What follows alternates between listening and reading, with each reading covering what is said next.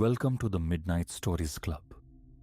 Here, we don't chase sleep, we chase shadows.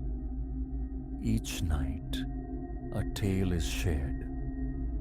Each tale darker than the last. Sit back.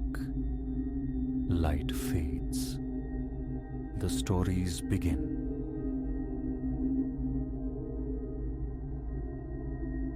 The engine idles, a frantic pulse against the 3:00 a.m. stillness. My hands clutch the wheel, slick with sweat, tremors running up my arms. Julian's childhood home sits behind me, a dark maw in the suburban quiet. And I need to capture this, crystallize the terror before memory blurs the edges, before anyone doubts the reason for my flight. It commenced 3 days prior. An unexpected call from Julian, a favor requested. He'd come into his parents' antiquated house, a relic left behind following their migration to Florida's sunshine, but the property lingered unsold. Winter's brutal frost had ruptured the pipes. He needed a presence, someone reliable, while plumbers navigated the repairs. 2 months adrift between employments, a week nestled in suburban tranquility, seemed a balm. Shelter offered freely, compensation promised, effortless income. From the curb, the house presented a facade of innocuousness. 2 stories clad in weathered red brick, white trim, crying out for restoration. Julian conducted a perfunctory tour upon my arrival. Kitchen, living area, a trio of bedrooms aloft, the predictable layout. Then, we stood before the basement door. "This portal," he murmured, producing an archaic brass key, "remains sealed. Nothing below but detritus and the furnace's iron heart. No cause for exploration." He demonstrated the deadbolt, gleaming incongruously modern steel, which slid home with a definitive clunk. "Just let it be, Leo. Agreed?" A shrug was my reply. Logical. Old dwellings hoard their histories in shadowed cellars. Who willingly confronts accumulated decay? The inaugural day unfolded without incident. Plumbers arrived, performed their craft, departed. I immersed myself in neglected novels, surrendered to television's glow, summoned pizza. The mundane rhythm of house sitting. Yet, as night deepened, an aberration surfaced. Ascending the stairs towards slumber, I registered it. A muted thump, emanating from beyond the basement threshold, akin to a body stumbling against wood. I froze, straining to hear. Silence descended anew. Merely the groan of an old structure settling, I reasoned. Morning light brought flimsy reassurance. Surely, imagination had embellished the nocturnal creaks. Old houses were symphonies of inexplicable sounds. But near midday, stationed in the kitchen, I witnessed the door itself move. Scarcely a quiver, yet undeniable.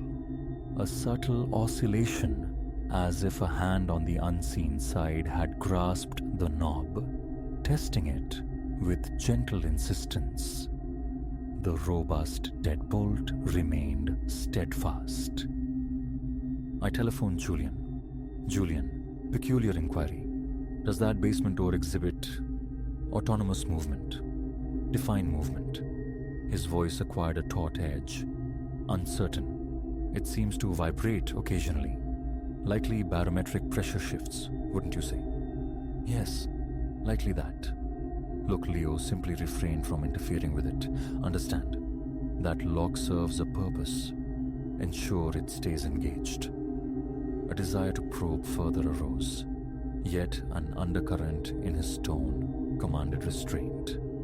Nevertheless, my observation of the door intensified. Sporadically, every few hours it would twitch, sometimes a mere tremor, other times a distinct tug, a clear attempt to work the handle. The deadbolt never yielded. That second evening, The acoustics shifted. Engrossed in a late-night film stream, I heard them. Footfalls overhead. Deliberate slow steps traversing the second floor. I silenced the television. The tread continued, suggestive of heavy boots methodically moving from one room to the next. My phone felt heavy in my hand. 911 poised beneath my thumb. Then, the footsteps reached the stairwell summit and began their descent. Each step groaned, protesting an invisible weight. My pulse hammered against my ribs, a frantic drumbeat immobilizing me. The steps gained the ground floor, paused, then resumed, charting a course toward the basement door. Scarcely daring to breathe, I watched as they traversed the entrance hall. The door remained shut. The footfalls simply permeated the wood, continuing their descent into the subterranean darkness. The remainder of the night I spent huddled on the sofa, every light in the house ablaze, banishing shadows. No further sound emerged from below. Dawn arrived, and with it, the potent urge to abandon the post. Yet, my commitment to Julian held, and truly, what tangible event had occurred? Strange acoustics in an aging structure. My fear felt disproportionate, foolish. The third day saw an escalation. The door's agitations grew forceful, sharp yanks that rattled the very frame. The footsteps returned, but their pattern changed, now pacing up and down the basement stairs, an incessant rhythm, sometimes frantic, sometimes languid, yet always bearing that same ponderous weight. I sought refuge in music, television, any distraction. Futile. The sounds pierced through an inescapable auditory torment. By evening, my nerves were frayed ribbons. Sleep had become a forgotten luxury these past 48 hours. Every incidental noise provoked a flinch. Therein lay my critical error. A conviction bloomed. I needed to ascertain the source. A swift inspection, confirmation of mundane origins, pipes perhaps, or settling furniture, and the haunting would dissipate. I retrieved the key from its perch atop the kitchen door frame, precisely where Julian had deposited it. My hands quaked as I neared the basement door. The pacing below had ceased. An unnerving stillness enveloped the house. The key scraped into the lock cylinder. A pause, a breath held, then the turn. The deadbolt retracted with a metallic click. My hand reached for the knob. Before contact, an immense force slammed against the door's opposite side. The impact flung me backward. The door shuddered violently within its frame as the assault continued. Blow after relentless blow. Through the vibrating wood seeped a sound. Not precisely vocalization, not merely a growl, but something guttural, striving, failing to articulate words. I scrambled away, fingers fumbling desperately for the key. The brutal pounding persisted as I wrestled to re-engage the lock. Just as the key turned, the handle began rotating from the other side. I heard the lock mechanism grind, protesting the force exerted by whatever entity resided below, battling the deadbolt. The key nearly sheared off in my grasp, but the lock held. The onslaught against the door raged for another minute, then ceased with shocking abruptness. Into the ensuing silence crept a new sound. Weeping.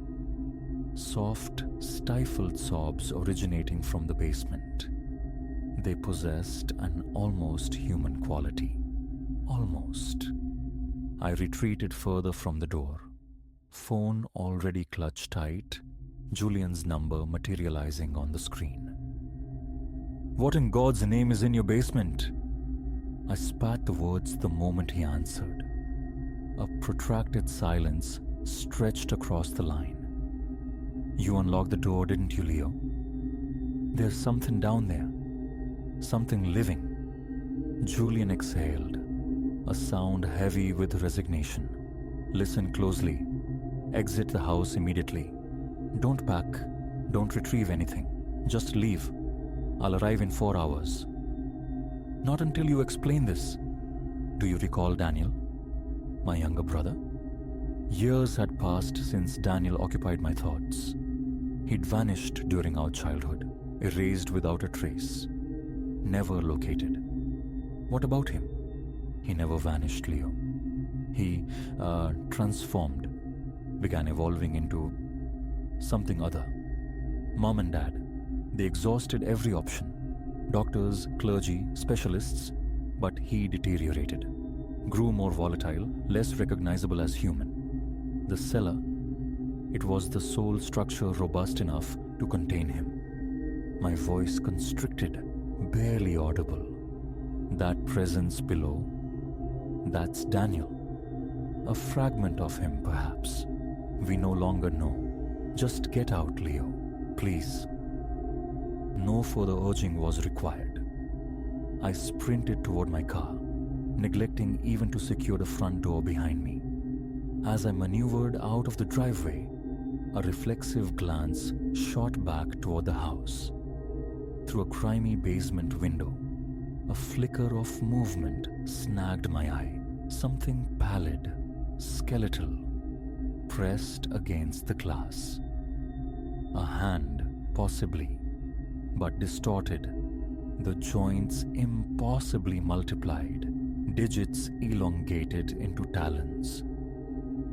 That was 20 minutes ago. I remained parked a mile distant, the car a trembling sanctuary, attempting to reconcile the incomprehensible. My phone vibrates intermittently. Julian, calling again. But articulation fails me. The processing of his revelation, the searing image of that hand, and the relentless thought of Daniel, a child incarcerated in that subterranean prison for 2 decades, inexorably metamorphosing into the horror I encountered behind the door. Did any vestige of humanity persist within that form? Was that the source of the weeping? Dawn bleeds across the horizon. Julian's arrival looms. He will demand a meticulous account. What I heard, what I witnessed, I will recount everything inscribed here. But re-entry into that house is unthinkable. Certain doors remain locked for profound reasons. Somewhere nearby, a dog erupts in frantic barking, triggering another. A distant car alarm wails. My gaze darts to the rearview mirror, half expecting a silhouette moving in the nascent light. But only an empty street, progressively illuminated, reflects back. I engage the transmission. Time to maximize the distance. Yet, as the miles accumulate, a final chilling realization cements itself. The basement door possessed a deadbolt on both sides, not merely to deny entry, but to ensure confinement.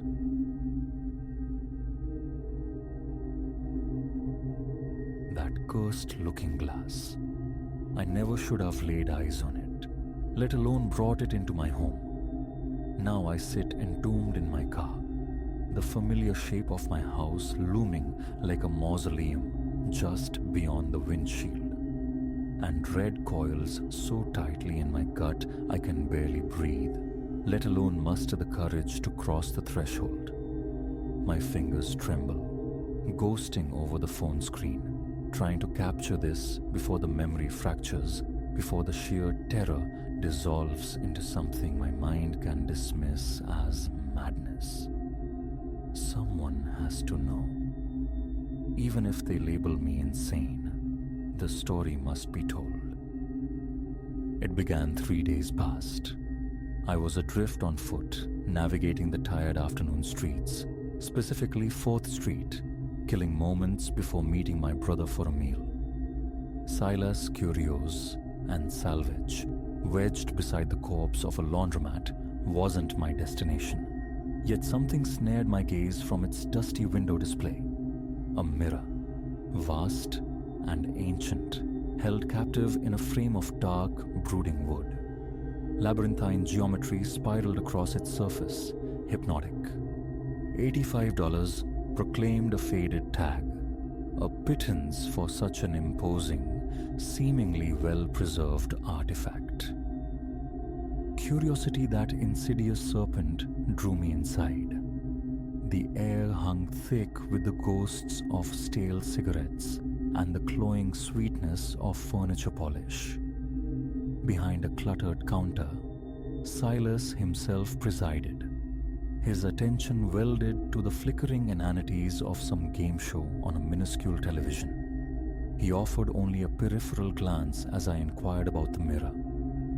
"Came in last week," he mumbled, eyes still glued to the screen.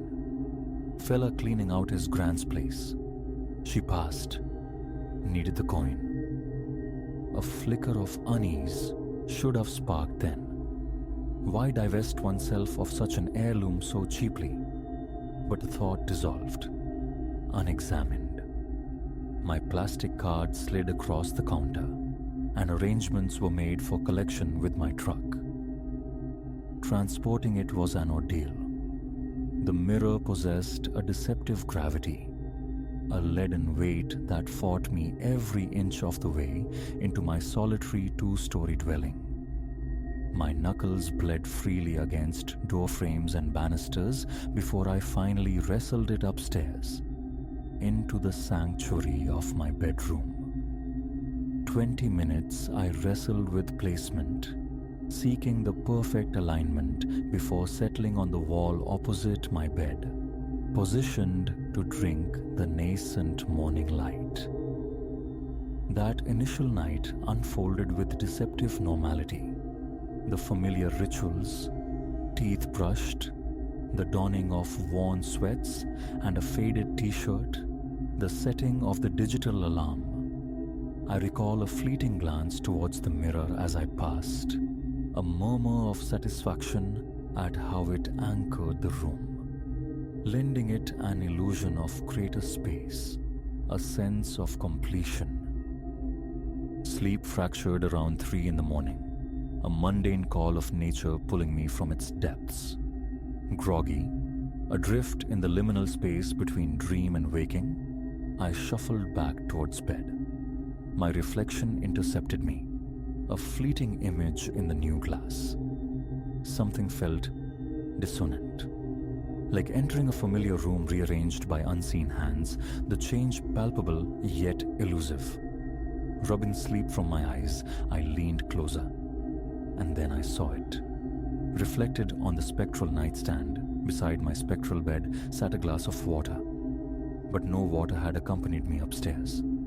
I spun, eyes darting to the actual nightstand. Bare wood. A frantic glance back at the mirror. The phantom glass remained, shimmering under unreal light. A frantic tremor took up residence in my chest. Exhaustion, I reasoned. Just fatigue playing tricks on the eye. I retreated beneath the covers, fixing my gaze on the textured ceiling until oblivion finally claimed me. Morning light banished the night's unease, painting the mirror as nothing more than silvered glass and carved wood. It was just a dream, I assured myself. The rituals of preparation for work proceeded without incident. My reflection mimicked my movements perfectly, adjusting a tie, smoothing unruly hair, snatching keys from the dresser. Reality and its mirrored twin were in perfect, reassuring alignment. But the night, the true domain of the mirror, brought recurrence. The familiar cadence of preparing for sleep, the unconscious turn towards the glass while fastening my watch, and then paralysis. Standing just behind my reflected self, distinct in the silver depths, was a figure. A woman, perhaps 60 years of age, clad in a dress the color of twilight shadows. She simply stood there, mere feet from my right shoulder, her gaze fixed upon me, utterly devoid of expression. I whirled, a clumsy pivot that nearly sent me sprawling. Empty air greeted me. The bedroom was silent, still. Turning back to the mirror, heart hammering against my ribs, I found only my own wide-eyed reflection staring back. She was gone. My palms were slick, a rivulet of cold sweat tracing a path down my spine. Tentatively, I reached out, my fingertips meeting the cool, unyielding surface of the glass. Solid. Normal. I scrabbled behind it, a frantic search for... what? Hidden speakers? A concealed display? The absurdity of my own thoughts mocked me. It was merely a mirror, anchored firmly to the plaster. Sleep offered little refuge that night. Each drift towards unconsciousness was violently interrupted by the prickling certainty of being observed. I lay rigid, my back turned resolutely towards the silent watcher on the wall, finally succumbing to a shallow, troubled slumber only as dawn bled grey light into the room. The following day bled away in a haze of distraction. Concentration fractured, thoughts circling relentlessly back to the woman in the glass. Logic strained for purchase. An unconventional angle, perhaps, catching stray light from the street lamp outside. Warping in the antique wood, subtly distorting the reflected image. Or was it simply stress, the cumulative weight of long hours manifesting as waking nightmares? I clung to these rationalizations, almost convincing myself. Then I returned home. The incongruities began subtly. In the mirror's world, my bedspread lay slightly disturbed. In reality, it remained impeccably smooth. A paperback materialized on the reflected dresser, absent from the physical furniture. Minor deviations easily dismissed, almost ignorable, until I saw her again.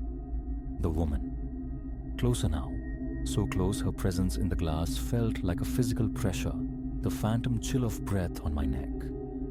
Her reflection, distinct and terrifyingly real, slowly lifted a hand, reaching for my shoulder. I saw the map of age spots on her skin, the glint of a thin gold band on her ring finger, the chipped crimson lacquer on her nails. I recoiled violently, stumbling back from the mirror's cold embrace. The room, of course, remained empty. Utterly, terrifyingly empty. Downstairs, whiskey burned a path down my throat. A second glass followed, offering little solace. Fortified by liquid courage, I eventually crept back upstairs and threw a sheet over the offending object, shrouding it from view. That night, the sofa became my bed, the television murmuring forgotten dialogue into the darkness. But sleep remained elusive. My thoughts tethered to the shrouded object upstairs. Was she still there, behind the fabric veil? Waiting? This morning resolve hardened. I ascended the stairs, each step heavy with foreboding. Slowly, deliberately, I reached out and pulled the sheet away. At first glance, normalcy reigned. Only my own reflection stared back, pale, exhausted, underscored by dark circles. Then, a detail snagged my attention. Behind my reflected self, the bedroom door, which stood wide open in the actual room, was depicted as closed in the mirror. As I watched, transfixed, the reflected door began to edge open. A hand appeared, gripping the edge, long fingers, nails painted the same chipped crimson. Breath hitched in my throat. I was frozen, a statue of terror. The mirror door swung wide, revealing her. But she was not alone this time. Behind her, spilling from the shadowed hallway of the reflection, emerged more figures. Indistinct shapes at first, coalescing into dozens, advancing towards me with a terrifyingly slow, deliberate purpose. In my bedroom, the real door remained motionless, the real hallway empty. But in the class, they advanced, an inexorable tide. Their faces sharpened, men, women, children, all sharing the same vacant stare, all extending grasping spectral hands. I fled. Keys, phone, essentials snatched in blind panic. Out the door, into the relative safety of my car. And so, here I sit, trying to stitch together the fragments of what has transpired. The trembling in my hands has subsided just enough to tap out these words. Silas's casual remark about the mirror's origin, a dead woman's house, echoes ominously. The urge to confront him, to demand answers, was with the knowledge that his shop is shuttered, locked tight on this Sunday. What recourse do I have? Re-entering that house with that thing presiding over my bedroom feels impossible, yet abandoning it feels equally untenable. What if another soul stumbles upon it? A realtor guiding prospective buyers? What if they witness what I saw? What if a child? My phone bleeds battery life. The sun dips low, painting the sky in bruised colors. Hours have evaporated while I've sat paralyzed, watching my own home like a stranger, wrestling with a terror that defies reason. Action is needed. That mirror cannot remain. In the garage, there's a sledgehammer. Perhaps brute force is the answer. Pulverize it into shards. But a new fear whispers, what if destruction unleashes them? What if shattering the glass frees whatever entities are bound within? Allows them passage into this world? A neighbor ambles past, dog straining at the leash. Their glance lingers on my car, on me. I must appear unhinged, a man obsessively surveilling his own residence as twilight deepens. Streetlights hum to life, casting pools of jaundiced illumination. From this vantage point, my bedroom window is visible.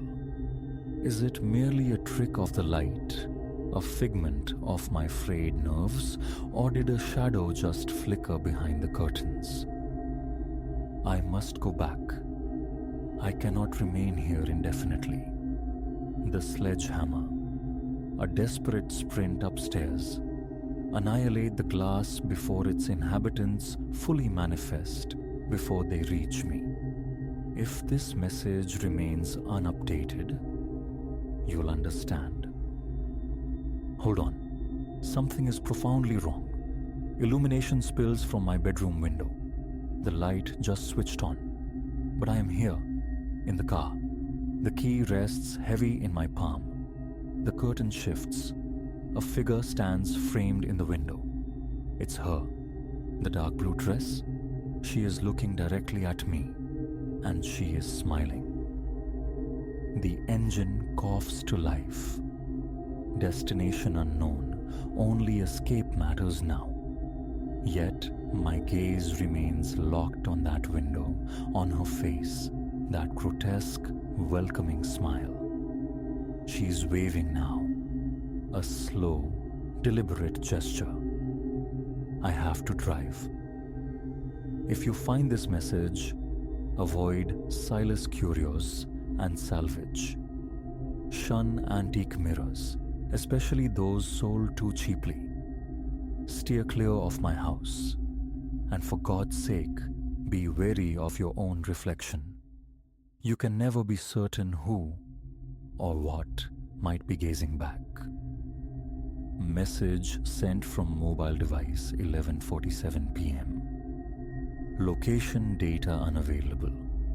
Battery critical 2%. Status unknown.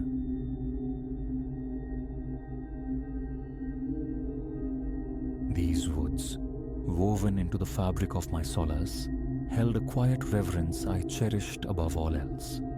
Yet, confronting the skeletal remains of that cabin, its vacant windows like hollow eyes staring into nothingness, I grasped a chilling truth. Wilderness conceals terrors far deeper than mere shadow.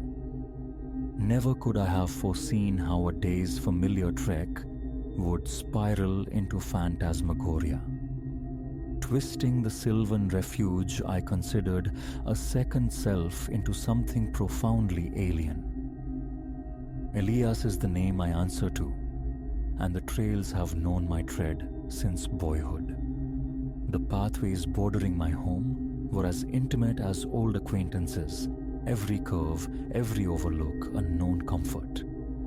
But that particular day, an urge for the untrodden pushed me onward, deeper into the forest's viridian heart than my boots had ever carried me before. The dawn broke conventionally enough. My pack swelled with essentials: water, dried fruits and nuts, the compact reassurance of a first aid kit. Lacing boots worn smooth by countless miles, I struck out as the sun bled gold across the eastern ridges. The air, sharp and clean, carried the resinous perfume of pine, underscored by the waking chorus of unseen birds.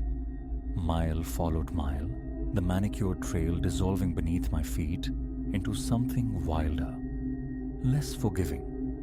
Thickets thickened, a dense weave of undergrowth clutching at my clothes, while overhead the canopy interlaced, filtering daylight into an emerald gloaming. Sporadic glances at my GPS confirmed a traceable path back, yet the siren call of the unknown propelled me forward, deeper still. It was the late slant of afternoon light that first whispered the possibility of being adrift.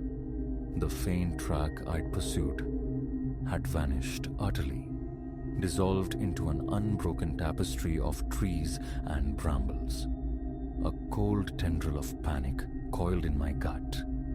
I attempted to retrace my steps, but the woods offered no landmarks, each direction a disorienting mirror of the last. Forcing a veneer of calm, I summoned fragments of survival lore. Then, a flicker through the dense green, a subtle disruption in the tree line ahead. Hope surged, perhaps a clearing, a vantage point to regain my bearings. I shouldered through the resisting brush and emerged into a small, hushed glade. There, at its center, stood the cabin. Relief washed over me, brief and illusory. A structure implied presence, or at the very least, shelter from the imminent night. But drawing closer, that fragile hope curdled into profound unease. The cabin slumped, derelict, its timbers bleached to a spectral grey, the porch listing precariously.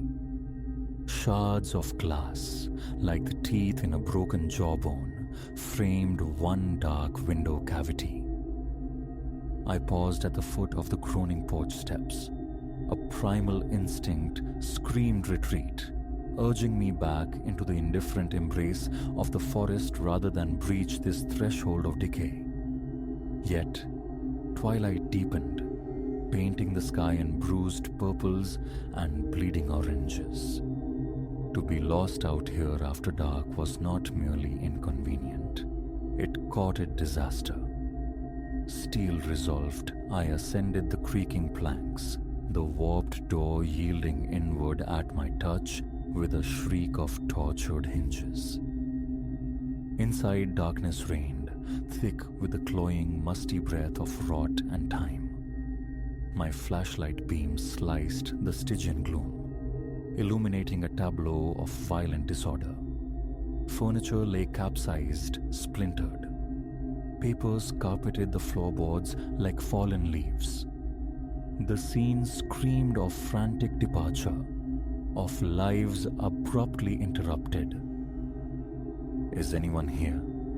My voice, thin and reedy, snagged in the heavy silence. "Hello, I'm lost. Could you help me?" Only the profound quiet answered, amplifying the frantic thud of my own heart. I ventured deeper, the cone of light jittering across stained walls, and then I saw it, the first photograph, pinned askew, its surface yellowed and brittle. A man stood before this very cabin, his smile unnervingly wide, stretched into a rictus that felt utterly false. Lurking behind him, almost lost in the grainy background, stood a shape that froze the marrow in my bones. Indistinct, blurred by distance or motion, yet its proportions were jarringly, fundamentally wrong. Inhuman. Trembling fingers reached for the next image. The same man, but the strained smile had collapsed into stark terror. And the figure, closer now, its form sharpening into nightmare clarity. Elongated, skeletal limbs, a head too vast, too sharp-edged. Photograph after photograph chronicled a descent into horror. The man progressively more ravaged by fear, the monstrous shape relentlessly closing the distance. The final photograph ripped a strangled gasp from my throat. The man was absent. In his place, occupying the foreground, stood the creature. Its smooth, featureless face was angled toward the lens, an eyeless gaze seeming to fix directly upon me across the gulf of time and reason. I staggered back, heart hammering against my ribs like a trapped bird. A hoax? Some elaborate, cruel prank for wayward hikers. Yet, beneath the rationalizations, a visceral certainty resonated. This was no fabrication. This was evidence of something ancient and deeply wrong. I spun, desperate to flee, but my gaze snagged on a leather-bound volume resting on a dusty table near the door. Against all sense, compelled by morbid curiosity, I seized it. The journal belonged to the man from the photographs. Initial entries spoke of mundane contentment, of embracing the cabin's solitude, the forest's embrace. But flipping onward, the script grew agitated, spiraling into paranoia. He wrote of unsettling sounds scratching at the edge of hearing in the dead of night, of an unshakable sensation of being watched from the tree line. He described fleeting peripheral movements, phantoms that dissolved upon direct observation. The concluding entries were a near illegible scrawl, choked with terror and fractured thoughts. The very last page held only 2 words, gouged into the paper with such force they nearly tore through. "It's here." A sharp noise from outside, a branch snapping, made me flinch violently, the journal tumbling from my grasp. My flashlight beam stabbed towards the broken window, half expecting to find that blank visage peering in. Nothing. Only the encroaching velvet darkness, pressing against the fragile walls. Staying was unthinkable. Whatever malevolence had claimed the journal's author might still haunt these woods. Yet, the forest after nightfall presented its own lethal dangers. I was ensnared, offered no viable escape. Survival instinct ultimately dictated the grim necessity. barricade the cabin, endure the night, find the way back at dawn. With trembling hands, I dragged overturned furniture, wedging table legs and shattered chair frames against the door and windows. A flimsy bulwark against the unseen horrors I felt gathering outside. As I worked, the suffocating feeling of observation intensified. Every settling groan of the ancient timbers, every sigh of wind through the pines sent shivers cascading down my spine. I fought the constant urge to whirl around, convinced the creature materialized silently behind me, its vacant face inches from mine. That night stretched into an eternity. Huddled in a corner, flashlight beam wavering, a broken table leg clutched as a pathetic weapon, I refused sleep. To close my eyes felt like an invitation, a surrender. I knew, with chilling certainty, that slumber meant waking to find myself face to face with the thing from the photographs. When the first frail fingers of dawnlight probed through the cracks in my makeshift defenses, a measure of tension eased. Night vanquished, survival attained. Now, only the journey back remained. Gingerly dismantling the barricade, I pushed the door open and stepped onto the sagging porch. The forest breathed peace in the pale morning, the air clean and cool. It seemed impossible that mere hours ago, this same scene had held such paralyzing dread.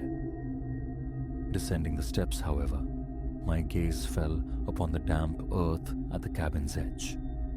There, pressed deep into the soil, was a single print.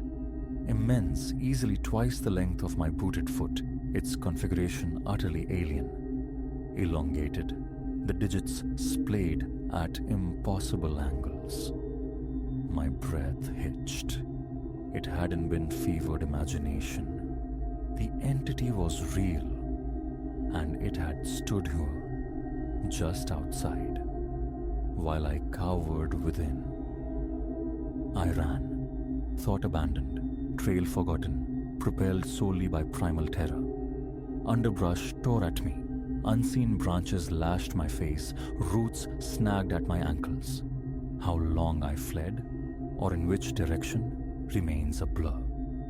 I only know that eventually, bursting from the tree line like a hunted animal, I stumbled onto the blacktop ribbon of a road. A startled motorist swerved violently, then braked, peering at my disheveled state. Through ragged breaths, I poured out my incoherent tale, lost: the cabin, the photographs, the footprint. He regarded me with the pitying skepticism reserved for the unhinged, yet kindly drove me to the nearest town. The authorities listened patiently, then offered explanations: dehydration, exhaustion, the predictable phantoms born of fear and isolation in the wilderness. Perhaps they were right. Perhaps the mind, strained beyond its limits, conjures its own demons. But sometimes, in the unguarded quiet before sleep, I see it still, that smooth, featureless face, and I know, with unshakable conviction, that my feet will never again tread those particular woods. The forest, once my sanctum, is now the geography of my nightmares, a realm where something ancient and inimical waits just beyond the periphery, patient for the next unwary soul to stray from the path and wander into its embrace. And whenever news surfaces of another hiker vanished without a trace, a cold dread settles in my stomach, and I cannot help but wonder, did they too find that cabin? And what fate awaited them in the deep, dark, silent heart of the woods?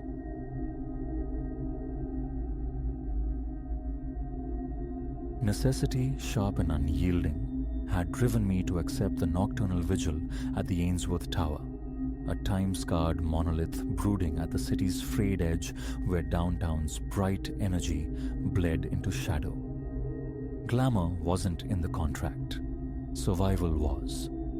The task seemed benign. Occupy the lobby's echo chamber, a sentinel against phantoms or vandals from 10 p.m. until the grey promise of 6 a.m. 10 floors of ossified ambition stretched above, threaded with corridors that seemed to replicate themselves in the gloom. The silence I initially thought would be my companion.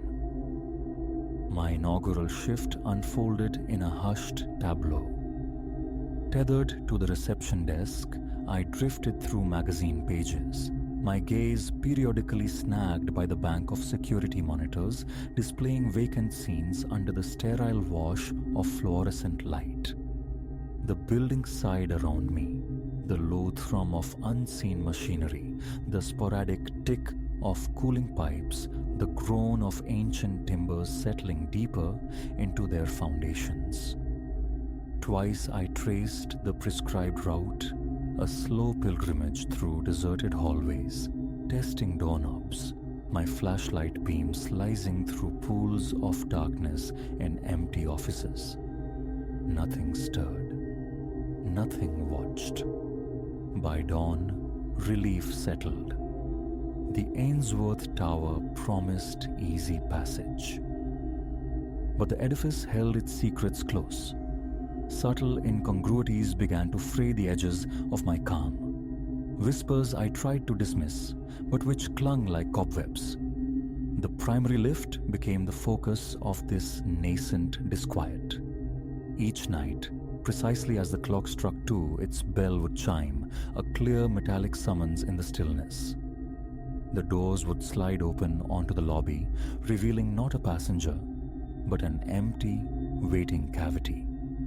It lingered thus, an open maw for a minute, perhaps 2, before the doors whispered shut and the cabin ascended, drawn by some unseen hand to the upper reaches. A quirk in the venerable wiring, I assured myself, a mechanical ghost. One night, however, spurred by a reckless curiosity that gnawed through my caution, I rose as the 2 a.m. summons echoed. I crossed the marble floor and stepped into the waiting lift, intending to ride it upwards to confront the source of its phantom journeys. My finger found the button for the 10th floor. Scarcely had the doors sealed me inside than the mechanism ceased. The illumination flickered violently, and the car plummeted. Only a few feet, but with a gut-wrenching thud that sent me staggering against the rail. It hung suspended, shuddering. Then, as abruptly as it had failed, the light steadied, and the lift resumed its smooth, silent ascent.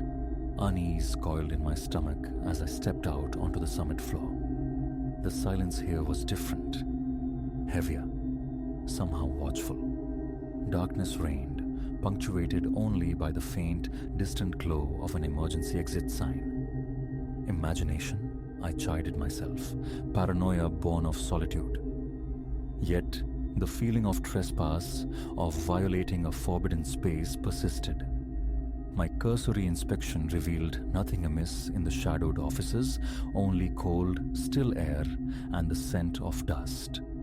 Returning to the lift felt like seeking sanctuary. As the door slid closed, sealing me in for the descent, a flicker at the periphery of my vision, down the far end of the corridor, just beyond the light's reach, the suggestion of a silhouette, motionless. I blinked, and the space was empty. But the impression remained. An after-image burned onto my retinas. Sleep offered little respite in the following days. The memory of that fleeting shape haunted my waking thoughts. It was nothing, I insisted. Fatigue, tricks of light in that cavernous dark. Yet the lift maintained its spectral schedule. The 2 a.m. arrival a punctual, unnerving ritual. Each chime, each opening onto emptiness, amplified the crawling dread. Later that week, patrolling the 5th floor's deserted expanse, I heard it. A sound so faint it might have been the building settling, yet distinct. Footfalls. I froze, straining to listen, my pulse accelerating against my ribs. The corridor stretched vacant before and behind me, yet the sound persisted. A steady, rhythmic pacing from somewhere overhead. Holding my breath, I tried to pinpoint the source. It seemed to emanate from an empty office suite directly above. Resolve hardening over fear, I moved towards the stairwell. The sound grew marginally louder as I climbed, each concrete step feeling weighted, the air thickening with an invisible pressure. Reaching the 8th floor landing, I paused, hand hovering over the heavy fire door. The footsteps ceased. Absolute silence descended. I pushed the door open and stepped into the hallway. A palpable cold, distinct from the building's ambient chill, greeted me, raising gooseflesh along my arms. Tentatively I advanced, my flashlight beam cutting a nervous swath through the oppressive dark, probing the vacant doorways. All was still, utterly inert. Yet the conviction of being observed, of sharing the space with something unseen, prickled at the back of my neck. As I turned to retreat, the sound returned. Footsteps unmistakably behind me. I spun, flashlight beam stabbing wildly down the corridor. Nothing. Only the interminable stretch of empty space dissolving into blackness. Retreat became flight. Backing towards the stairwell, clutching the flashlight like a talisman, the frantic rhythm of my own heart hammered in my ears.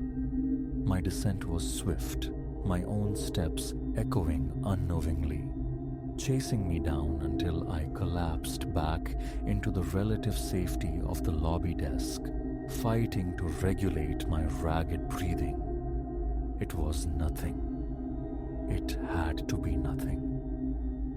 The phantom pacing became a recurring motif in the nights that followed. Always distant, always from the upper floors, a subtle torment keeping my nerves perpetually frayed. Ignoring it proved impossible. The Ainsworth Tower no longer felt merely old.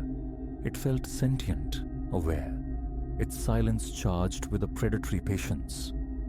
One night, making my rounds on the 9th floor, compelled by a duty I now dreaded, I saw it clearly. At the corridor's terminus, just where the light failed, stood a shadow-given form. I stopped dead, breath catching in my throat. Tall, its outline blurred against the deeper darkness, yet undeniably present. I felt its attention, a cold, focused scrutiny. A tremor started in my hand. As I instinctively took a step back, the figure responded, executing a slow, deliberate step towards me. Panic erupted. I turned and fled. The sound of my own pounding feet swallowed by the vast emptiness, not daring a backward glance until I reached the sanctuary of the lobby once more, gasping, heart threatening to batter its way free. Whom could I tell? The solitary guard, spooked by shadows in a decaying building? The confession felt absurd even in my own mind. Fatigue, I told myself desperately. Stress. But the fear was a cold, solid thing, lodged deep within me. The following night, I abandoned the pretense of rounds.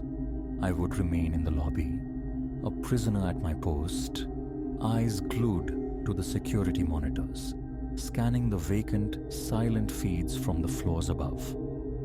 At precisely 2 a.m., the familiar ding resonated. The lift doors slid open, presenting their usual void. I watched, transfixed, heart thudding a heavy rhythm against my ribs, half expecting, half dreading something to emerge. Nothing. Then, my gaze locked onto the monitor displaying the 10th floor. There, standing motionless in the center of the hallway, directly beneath the unblinking eye of the camera, was the shadow. A cold sweat beaded on my brow. It didn't move. It simply stood, observing the lens, its presence radiating a chilling stillness across the flickering screen. I couldn't look away, held captive by a morbid fascination. Then it shifted, a slow gliding step forward towards the camera. Another. Fear, stark and visceral, surged through me. My hands clenched uselessly on the desk. "Run!" screamed every instinct. "Flee this place!" But my limbs were leaden, unresponsive. The figure paused, filling the frame, its face now inches from the lens, staring directly out, directly at me. In the grainy monochrome, I saw its eyes, or rather, the dark, depthless voids where eyes should be, brimming with a cold, ancient, and insatiable hunger. An icy certainty pierced through my paralysis. It knew I was watching, and it was coming. The spell broke. I scrambled from the chair, snatching my jacket, keys fumbling from nerveless fingers. I bolted for the heavy glass doors, the cavernous lobby echoing my frantic escape. I didn't slow, didn't glance back. The image of those empty eyes searing itself into my mind as I burst out into the indifferent night. My resignation was tendered the following morning. Some places hold more than just memories.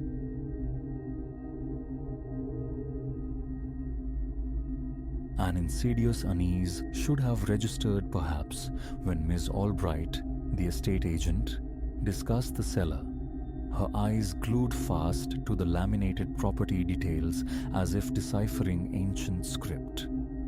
She prattled on about original parquetry, the recently modernized circuitry, a litany of virtues that seemed designed to distract. Yet here, Elias sits, 3 months domiciled, the kitchen clock glowing an accusatory 3:00 a.m., listening to the hollow resonance of footfalls from beneath the floorboards, contemplating the catastrophic scale of his life choices. Initially, the house presented itself as a diamond rough-hewn, a 1932 relic, bones weary but promising. It stood askew from its pricier neighbors, a discrepancy Elias attributed, with willful optimism, to its archaic scullery and washrooms. 2 feverish months he poured into its resurrection. Gleaming new appliances materialized. Walls drank fresh coats of paint. Fixtures gleamed with modern austerity. He replaced every lock, every portal, save one. That ponderous, defiant wooden door guarding the descent.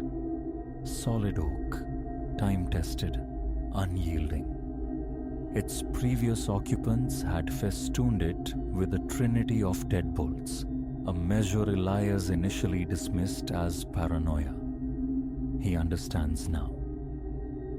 The first anomaly occurred scarcely a week post-renovation. Returning from his daily toil, Elias found the cellar door yawning wide, a warm rectangle of light bleeding onto the hallway floor. He possessed a crystalline memory of securing all 3 bolts that very morning. The ritual had become ingrained. Inspection revealed the locks pristine, untampered. Nothing within the house was disturbed. Only that door swung inward like a silent invitation to the depths. He rationalized, blamed fatigue, convinced himself of an oversight. The subsequent morning, Elias meticulously turned and tested each deadbolt thrice before departing.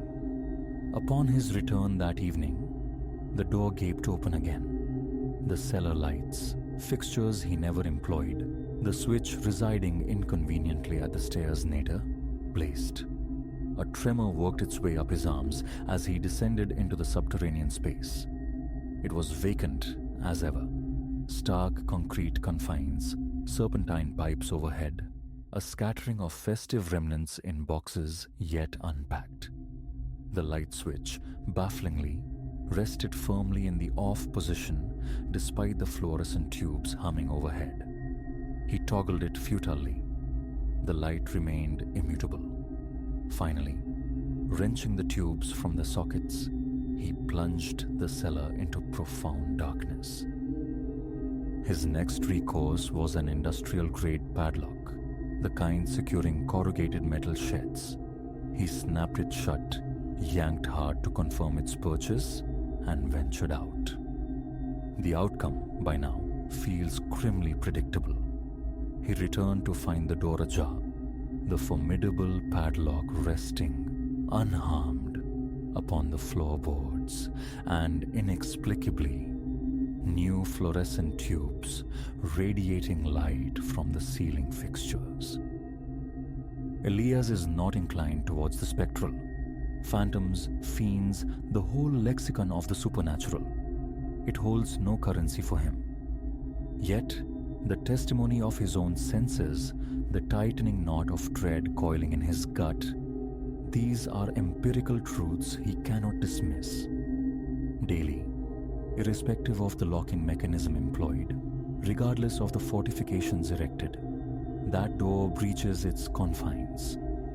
Sounds have become companions to the visual violation. The measured tread on the stairs, the grating scrape of unseen furniture rearranging itself, muffled impacts like falling weights. Yet, investigation always yields the same sterile emptiness. Last week saw the deployment of technology. Surveillance cameras strategically positioned, one observing the cellar door, another aimed down the stairwell, a third surveying the main cellar chamber. The recorded footage offered only paradox. The door, closed in one frame, stood open in the next, the transition instantaneous, devoid of motion. The lights would ignite spontaneously, the switch static. The microphones faithfully captured the auditory disturbances Elias heard, the footsteps, the scrapes, but the video displayed only an untenanted space. He attempted carpentry next, barricading the door with robust 2x4s driven into the frame with 3-inch screws, forming a defiant X. His return home revealed the timbers not splintered or forced, but meticulously dismantled. The screws lay in a neat alignment on the floor. The planks leaned tidily against the adjacent wall. The previous inhabitants vanished without a trace, leaving no forwarding address. Miss Albright professes ignorance regarding their whereabouts. Municipal archives reveal a dizzying turnover. 8 ownership changes in 2 decades. No resident enduring longer than 18 months. A crimson flag. Elias, blinded by perceived value, failed to heed. Last night marked an escalation. Ensconced in the living room, seeking solace in the television's flickering inanity, a novel sound drifted up from below. Humming. A low, meandering, tuneless drone, the sound of someone idly occupied. It persisted for hours, eroding his resolve, denying sleep. This morning, a locksmith installed the NE Plus Ultra of security. Biometric fingerprint scanner, redundant keypad, military-grade encryption. The invoice neared $2,000. Elias returned from work mere minutes ago. The door stands open. The sophisticated lock reports perfect functionality. And now, anchored to his kitchen chair, he hears the slow, deliberate pacing ascend and descend the cellar stairs. Up to the threshold, a pause, then down again. relentless, cyclical. Rational explanations wither under scrutiny. Gas leaks, inspected twice, negative. Carbon monoxide, 3 detectors chant normalcy. Mischievous local youths, impossible. His surveillance network would betray any terrestrial intruder. Besides, the door yields even when he is present, mere feet away. The humming has resumed, louder tonight, imbued with a new insistence. He records compulsively on his phone, yet playback offers only digital snow, a hiss of static. The cameras persist in depicting an empty cellar, even as the floor beneath his feet vibrates with the sound of heavy objects being dragged across concrete. He summoned a priest last week, an act born not of faith but of desperation. The cleric performed his rites, asperging holy water into every recess of the cellar, reciting Latin prayers. For precisely 24 hours following his departure, the door remained quiescent. Then laughter erupted from the basement, genuine, resonant laughter echoing up the stairwell. Upon inspection, every trace of holy water had been meticulously expunged from every surface. The constabulary offer no succor. His narrative sounds unhinged and lacking tangible evidence of forced entry or criminal damage. Their hands are tied. Friends have ceased visiting, their discomfort palpable when the door swings open unbidden, when lights pulse erratically, when the humming commences. Elias harbors no resentment. The thought of selling festers, yet the ethics paralyze him. To pass this burden, undisclosed, onto another soul feels unconscionable. Who, after all, would knowingly purchase a house whose cellar door defies physics and sanity? He would be forced into deception, a weight he refuses to carry. Whatever resides here, its legacy will not be his deliberate infliction upon another. The footsteps have ceased. Now there is scratching, the dry abrasive sound of fingernails traversing concrete. It circumnavigates the cellar walls, drawing inexorably nearer the stairs. This sound is new, deeply unsettling. His palms slick with sweat as he commits these words to his laptop, documenting the encroaching anomaly. The scratching has reached the stairs' summit. The door remains open, spilling its warm, deceptive light. Flight screams through his synapses. Seize the car keys, drive into the night, never look back. But this house represents the totality of his resources, savings, labor, aspirations. Abandonment feels like amputation. The scratching halts. The humming returns, altered. Words hover at the periphery of perception, tantalizingly close. Concentration might resolve them into meaning. Almost. Some nights find him seeking refuge in his car, yet even from there, he witnesses the cellar lights performing the capricious ballet through the windows. The neighbors watch him now, their gazes lingering as he returns from work, pausing for long moments on his driveway before steeling himself to cross his own threshold. Yesterday, a different strategy. He positioned a chair directly facing the open cellar door and maintained vigil throughout the day. Silence reigned. The humming ceased, the footsteps fell quiet. But a brief visit to the bathroom was punctuated by a crash from below. Rushing back, he found one of his packed boxes overturned, its contents strewn violently across the concrete floor. He chronicles this because understanding feels imperative, even if it comes from strangers posthumously. The scratching has resumed. It progresses down the hallway towards the kitchen where he sits. A dragging accompanies it now, something substantial, heavy. The cameras, steadfastly impartial, continue to stream images of vacant rooms, an empty corridor. Yet a sound crawls closer, acquiring a wet quality, a viscous sliding across the floorboards. The humming intensifies, the near words coalescing, almost intelligible. A contractor is scheduled for tomorrow, tasked with the final solution. Entomb the doorway. Bricks and mortar, drywall, obliteration. Make it as though the passage never existed. It is his ultimate gambit. If this fails, the dragging sound is just beyond the kitchen entrance now. The humming abruptly cuts off.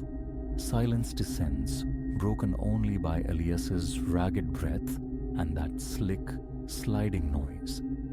The cellar lights flicker spasmodically, throwing grotesque, dancing shadows along the hallway.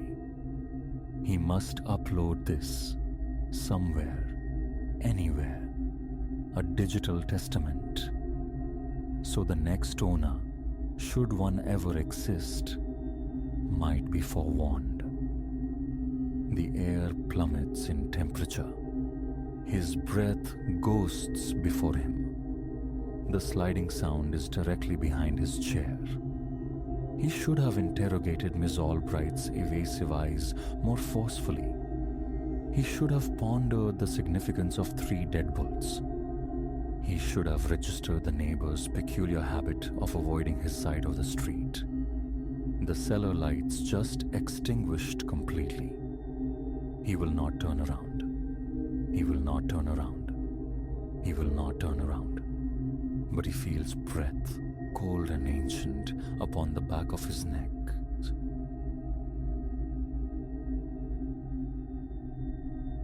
That first groan of tortured hinges, metal screaming against rust, should have been warning enough. A breath rushed out from the opening maw. Not just air, but a miasma thick with the dust of ages and a deeper, predatory foulness. We'd blundered terribly. Yet retreat felt impossible.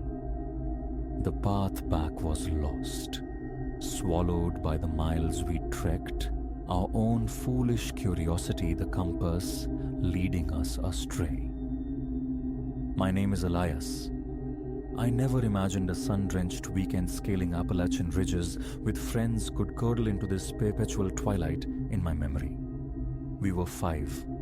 Myself, Finn, my oldest friend, his partner Clara, and Reese and Maya, companions forged in lecture halls and late-night study sessions.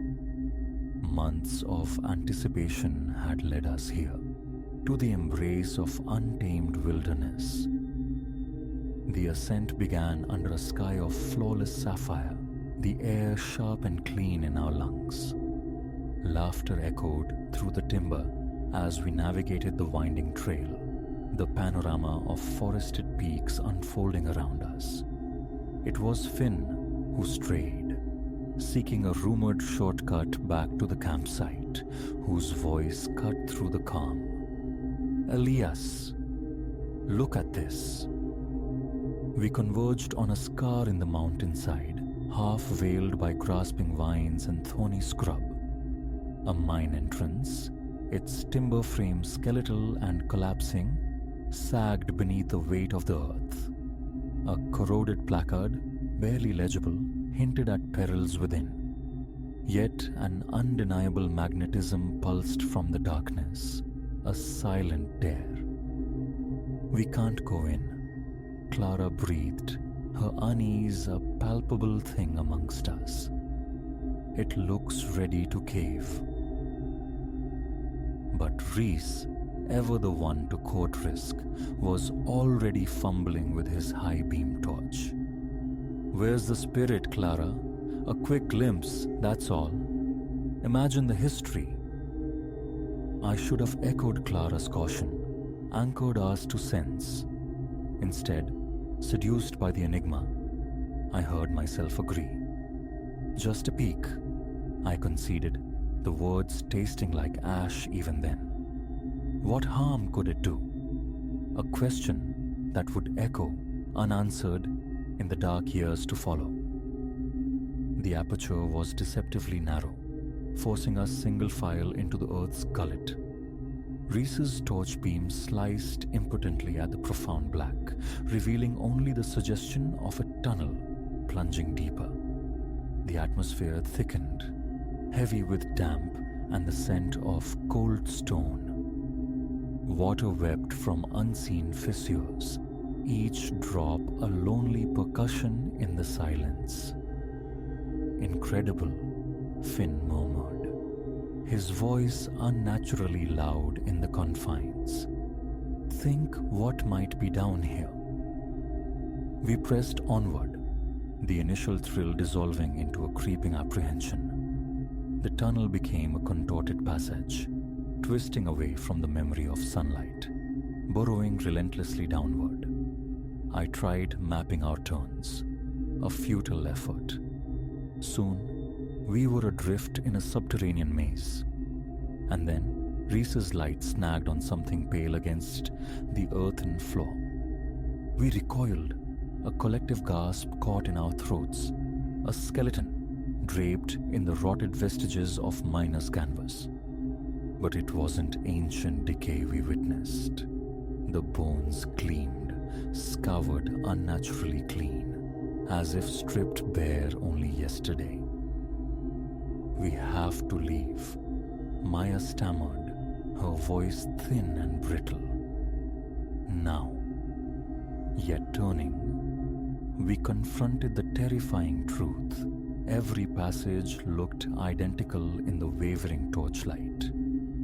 Panic, cold and sharp, began to prickle. Stay calm, I managed, fighting to keep the tremor from my voice. We pick one way, stick to it. It has to lead out. We chose blindly, plunging down a tunnel that felt instinctively wrong, descending further into the mountain's heart. The air grew frigid. The silence deepened, amplifying our ragged breaths, the incessant drip, drip, drip of water. Then came the other sound, a low, chest-rumbling growl that vibrated through the very rock beneath our feet, emanating from the darkness we'd just vacated. Did you hear that? Clara whispered, her fingers digging into Finn's arm. Before a reply could form, it came again, closer, tearing through the stillness, and then, caught at the edge of our frantic beams, movement. A shape detached itself from the shadows. Not human, not entirely. Gaunt, impossibly tall, with skin stretched like parchment over elongated limbs. Its face a canvas of nightmare, sunken sockets holding twin embers of faint, malevolent light, and a lipless mouth pulled back in a rictus, revealing rows of needle-sharp teeth. Instinct took over.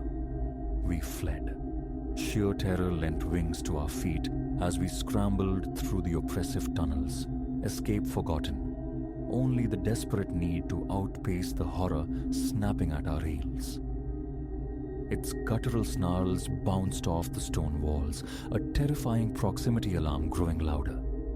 We burst into a vast cavern, a momentary foolish flicker of hope, an exit. Our lights swept across the space, revealing not escape, but a charnel house. Bones, piles upon heaps of them, carpeting the cavern floor. Hundreds, perhaps thousands of skeletons, stark white against the dark earth. And disturbingly, not all were recognizably human. Some were warped, malformed, hinting at anatomies alien and monstrous. Sweet mother, Maya whimpered. What is this place? No time for answers. The creature surged into the cavern from the tunnel we'd just fled, and it wasn't alone. More figures spilled from other shadowed openings, their hungry eyes fixing on us. "There!" Finn yelled, pointing frantically towards a tight fissure slicing through the far wall. "Maybe we can fit." It was the slimmest of chances. We sprinted, the pack closing in, their rasping breaths hot on our necks. Clara first, then Maya, wriggling into the saving crevice. Reese followed, but his broader frame wedged tight. Raw terror flared in his eyes as he struggled futilely. "Go!" he roared, his voice cracking, turning towards Finn and me. "Get out. I'll slow them down." My mind screamed to help him, to pull him free, but the tide of horrors was breaking upon us. Finn shoved me hard towards the opening. I scraped through, stone tearing at my clothes and skin. The absolute blackness of the fissure enveloped me, but not before I saw Reese etched against the cavern's gloom, setting his jaw, turning to face the oncoming wave of nightmare, a final act of defiance. We tumbled out into another tunnel, this one blessedly sloping upwards. Hope, fierce and desperate, surged. This had to be the way. We ran, lungs searing, propelled by the fading, muffled sounds of the subterranean hunt. Then, light.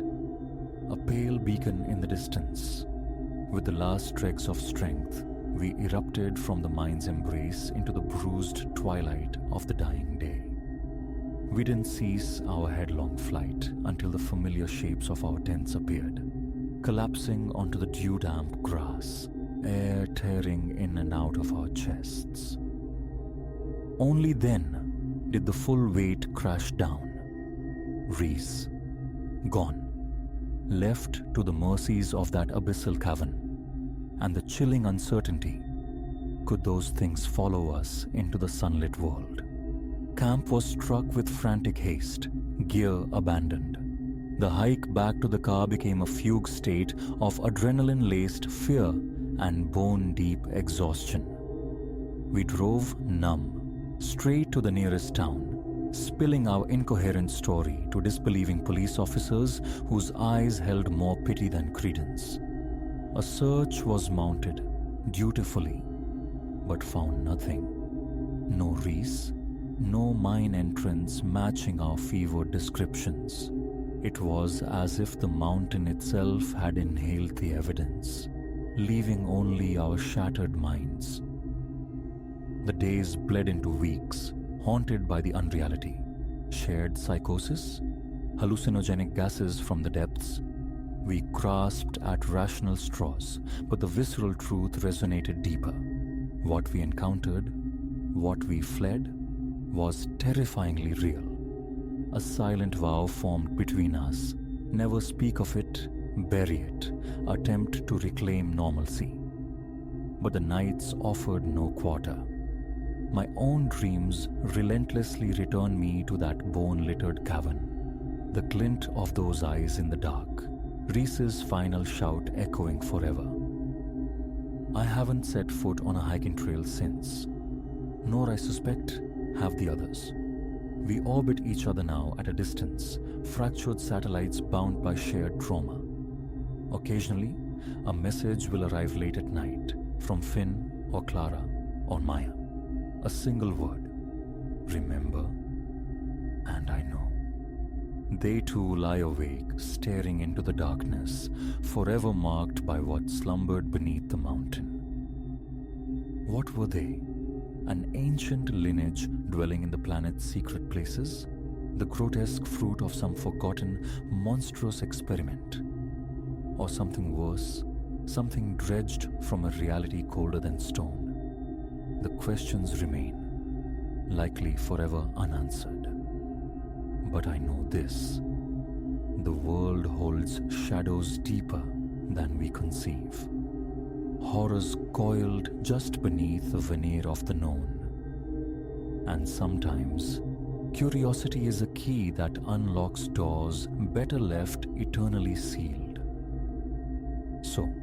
Should your wanderings lead you to the forgotten places, to a dark opening in the earth fringed with decay, heed this warning earned in terror. Turn away.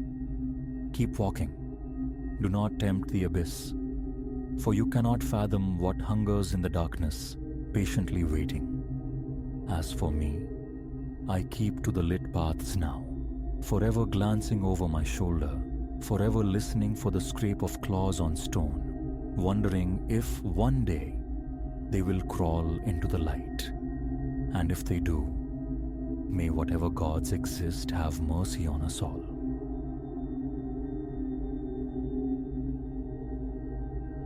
Acquiring the looking glass was folly. That singular truth reverberates in the hollow space where it once hung, now merely a shroud-draped rectangle against my living room wall. My fingers tremble, smudging ink across this page, but the chronicle must be set down. For posterity, for absolution, or perhaps simply as a flare sent up from a sinking ship, hoping someone, somewhere, might grasp the nature of the wreck. It commenced 3 weeks past. I was adrift on Hawthorne Lane, navigating the temporal dead zone before a dental ordeal, when it materialized. A curious little establishment, previously invisible to my daily passage. The window display snagged my attention, not through elegance, but sheer, dusty entropy. Skeletal furniture stacked precariously, tarnished brass lamps listing like weary sentinels, and amidst the clutter, the mirror. At first appraisal, it offered little spectacle. An oval, perhaps 4 feet tall, embraced by a frame of simple dark timber. Yet some intangible quality arrested my steps. Was it the improbable price, a mere $80 for such apparent substance? Or perhaps the uncanny way it captured the streetscape behind me, rendering the mundane panorama somehow sharper, imbued with a startling, almost painful lucidity. I pushed inward. A tiny bell overhead uttered a frail, tinny protest. No proprietor emerged. The air hung thick with the scent of aged paper and lemon oil. Dust motes performing slow ballets in the shafts of light piercing the grimy panes. Anyone here? My voice seemed absorbed by the dense silence. Drawn by its strange pull, I navigated the labyrinth of forgotten things, teetering columns of jaundiced periodicals, chairs lamenting their lost limbs, until I stood before it. Closer inspection revealed delicate carved filigree tracing the frame's perimeter. Minute leaves and tendrils, almost organic. The glass itself was flawless, unnervingly pristine for its presumed antiquity, devoid of the usual fogging or spectral imperfections. A figure materialized at my elbow with such abruptness I nearly recoiled. Elderly, enveloped in a drab woolen cardigan, his pale eyes swam, magnified, behind thick lenses. A remarkable piece, wouldn't you agree? His voice was a dry rustle, barely disturbing the stillness. Bavarian work, I believe. Late 19th century. The price? I inquired, though the tag had already declared its modest sum. $80, he offered, a faint smile crinkling the corners of his eyes. A veritable bargain. Objects of this caliber typically fetch far more. Why so inexpensive? The question should have formed, insistent and sharp. Why his quiet urgency to part with it? Such rational thoughts were submerged beneath a rising tide of desire. The conviction that this object belonged in my apartment, that it would lend some needed gravitas to my sparse living space. The transaction was swift. He swaddled it in coarse brown paper, assisted me in maneuvering its surprising weight to my car. I departed without ever learning his name. The initial week passed uneventfully. Installed opposite my sofa, the mirror did indeed anchor the room, lending it a certain somber charm. I'd catch fragmented glimpses of myself in its depths, hurrying out for work, returning weary under the evening lamps. Nothing felt amiss. Then began the aberrations. Minor incursions at first. Lounging on the sofa one evening, engrossed in some flickering television drama, I registered movement from the corner of my eye. A fleeting disturbance within the mirror's frame. A direct look revealed only my own static reflection, the familiar contours of the room behind me. Yet, averted gaze invited recurrence. A shadow detaching itself, a formless glide just beyond the threshold of clear sight. Imagination, I reasoned. Optical fatigue. The mind playing its usual tricks. But the phenomenon persisted, grew bolder. One morning, adjusting my collar before the class, preparing for the day's rituals, I saw him, or rather, her. A presence standing directly behind my reflected self. I spun, heart hammering, stumbling over my own feet. The room yawned, empty. Returning my gaze to the mirror, she was gone. But the imprint remained. A woman, it seemed, draped in something dark, indistinct. She had been there, undeniably, observing me. A quiet dread began to bloom. I started charting new courses through my apartment, circumnavigating the living room to avoid the mirror's passive gaze. When passage was unavoidable, my eyes sought the floorboards. Yet, inevitably, morbid curiosity or sheer habit would draw my gaze upward. Each time, the apparitions sharpened. The woman in dark attire became a frequent visitor, sometimes motionless, sometimes drifting through the reflected space, her fingers tracing contours of furniture that existed only within the glass. Once, her head turned, her face lifting towards me. Her eyes were twin voids in a pallid mask. Others joined her spectral theater, a gaunt man in archaic evening wear, a small child clutching an object I could never quite resolve into focus.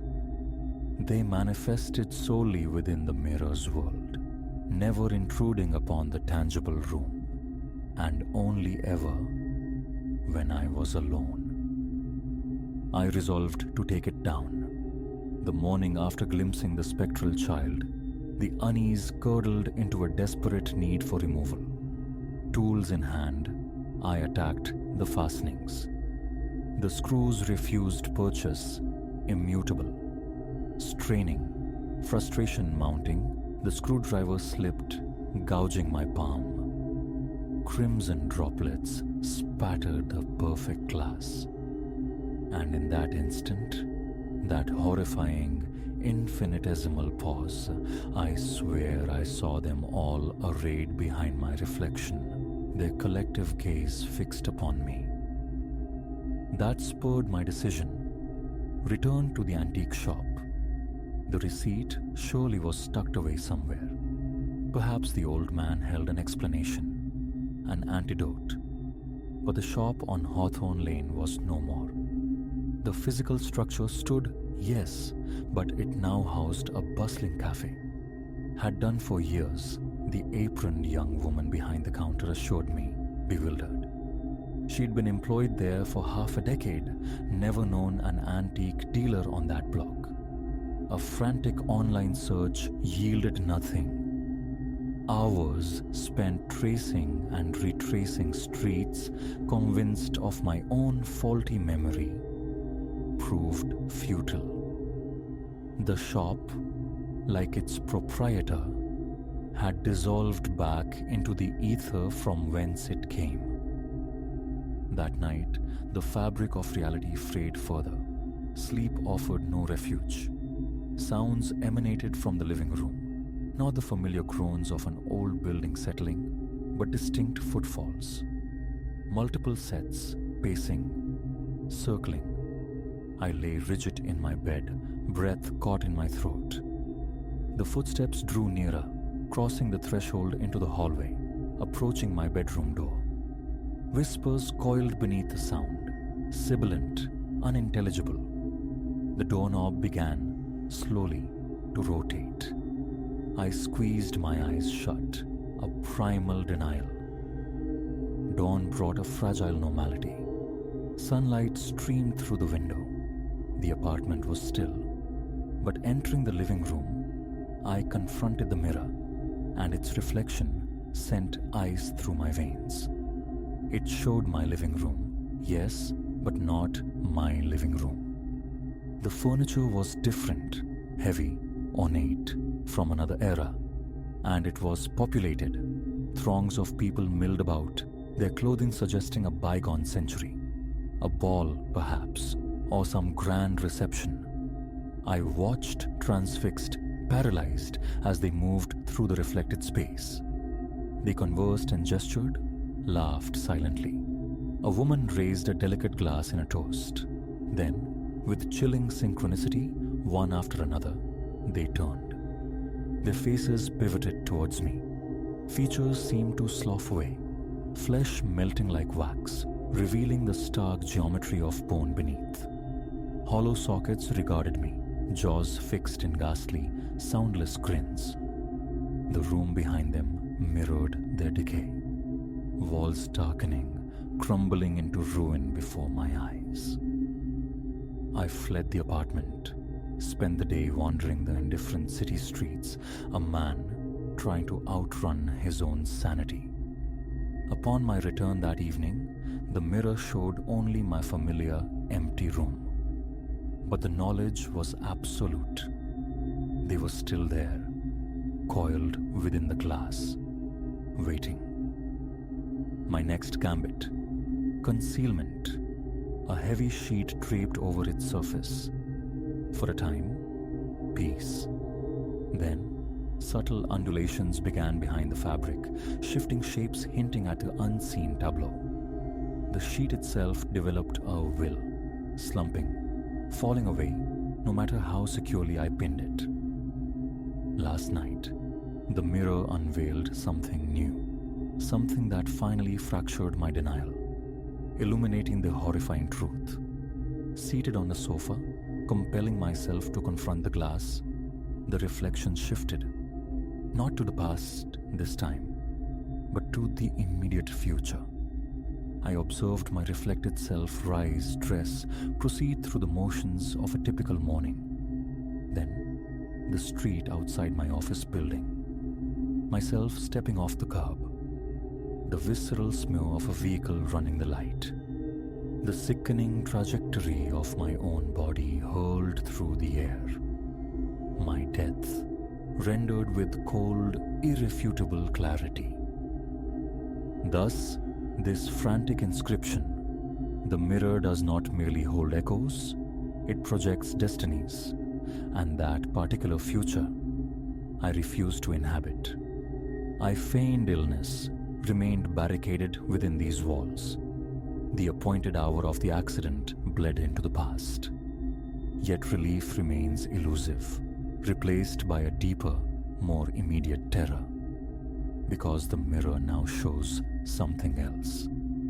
The figures have returned, but their passivity is gone. They gesture, pointing insistently at the space directly behind my physical self.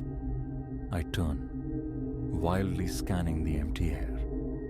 Nothing, but in the reflection, I see it. A presence. A burgeoning darkness coalescing with each terrified glance I cast towards the glass. The mirror remains inviolable. Hammers rebound, pry bars warp, My own hands betray me with slips and tremors. Interventions arise from nowhere. It defends itself. It preserves its awful window. The shape in the glass. It's nearly upon my reflection now. A palpable coldness breathes on the back of my neck, though my hand finds only empty air when I reach to touch it. I write against time, the scratching of my pen a frantic counterpoint to the silence. The mirror shows this act, shows my hand moving across the page. But behind my reflected form, I see what stands there now, what extends towards my shoulder with appendages that are not hands, not truly. If this document finds a reader, heed this. Shun mirrors discovered in ephemeral antique shops. Distrust reflections that bleed beyond the borders of reality. Above all, do not linger your gaze upon that which gazes back from the other side of the silvered plain. I must cease this writing. In the glass, I see what comes next. The dark shape is here, behind me, and its face. Oh, merciful God, its face.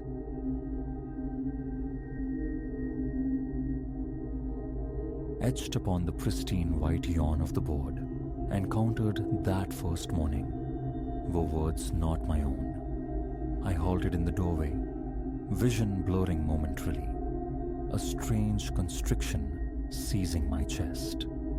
The script itself seemed frantic, almost desperate in its slanting haste, and its anonymity was a cold cloak thrown over the mundane office air.